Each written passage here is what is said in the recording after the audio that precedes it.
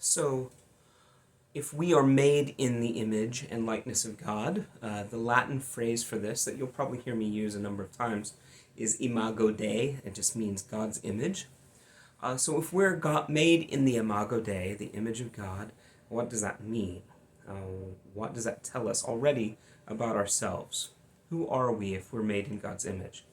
Does this mean that God has a body?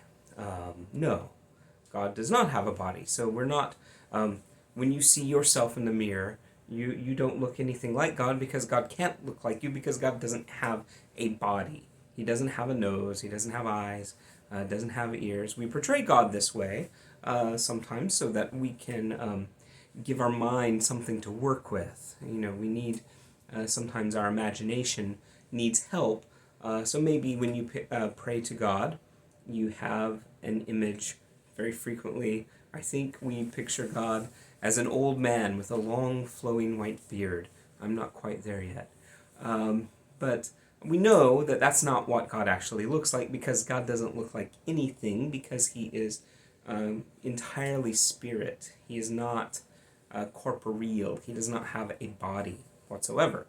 Not even, sometimes I think people have this weird idea that maybe God has a spiritual body, like something like you might see at the end of Return of the Jedi, the Force Ghosts, right? Well, God is not a Force ghost. He doesn't have a ghostly body even. He is pure spirit. And so we'll have to work with this a little. This is difficult even to think of that. What does it mean that God is pure spirit? He doesn't have a body. And yet we're told that we are made after God's image and likeness. What does that mean? Seems to me there are at least 5 things, there are probably more than that, but 5 aspects of the human person that when we think about these show us our relationship with God. They show us how we are like God in these 5 ways. Okay. So first of all, human beings are eternal. Now, we're not eternal like God is. God has no beginning. But you have no ending, according to Christian doctrine. You will never cease to be. You will always exist. You will always live. Even after you die, your spirit will, that's a mystery to us, what happens with the spirit afterwards, but we know that your spirit will be in some sort of existence until the resurrection, and then actually your body will be brought back to life, glorified, hopefully, if you are, have received the redemption that comes to us through Jesus Christ. So you will have a glorified body that will exist forever. You will live forever. And that's hard for us to comprehend. What does forever mean? What is eternity? We can't even really begin to imagine such things. But this is, according to the scriptures, this is your destiny, is to exist forever.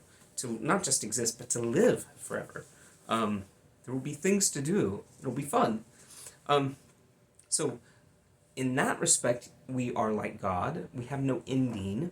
Everything else in this material world will pass away. But you will not. And that makes you a lot more like God than the furniture that you're sitting on right now, any money you will ever make, your pets. Will there be pets in heaven? Well, gee, I sure hope so. I think there will be. I expect that my Cocker Spaniel, Mark Twain, will be waiting for me in the resurrection. But it's not because Mark Twain has an eternal soul. I have an eternal soul. And so I think God will give me back my beloved dog, not because my dog was saved by Christ on the cross, but I was saved by Christ on the cross, and the things we love sort of get saved with us that way. This comes from C.S. Lewis, by the way. So you are different. That's one thing that separates us from animals, is that we have eternal souls. They do not. They have temporal souls. They are souls, but they don't live forever. And it seems like even without Christianity, most human beings suspect that this is the case. Um, all over the world, uh, there are religious ideas about what happens after death, and there have been all sorts of theories posited about an afterlife of some sort. Um, and we seem to be offended by the idea of death as human beings. This doesn't seem right. There seems to be something not in accord with our human nature, and I would suggest that that comes from God. You were not created to die. Your destiny was to live forever with Him. So that's the first thing. But apart from that, a couple other things really quickly. So I said I have 5, so I have a lot to go here. Relational. So we have relationships. God Himself is a relationship. Father, Son, Holy Spirit. God is a family. And we were created for familial and also social friendly relationships. We're also creative like God. This was J.R.R. Tolkien's favorite aspect of the Imago Dei. He insisted that whenever we write stories or create a work of art or write music, that we are participating actually in the image of God that He has embedded in our soul. Our rational thought, the our ability to reflect upon things and to wonder about things, this comes from God. So God is a rational being. He is not irrational. He's not, again, animals think in some respect, but not the way we do.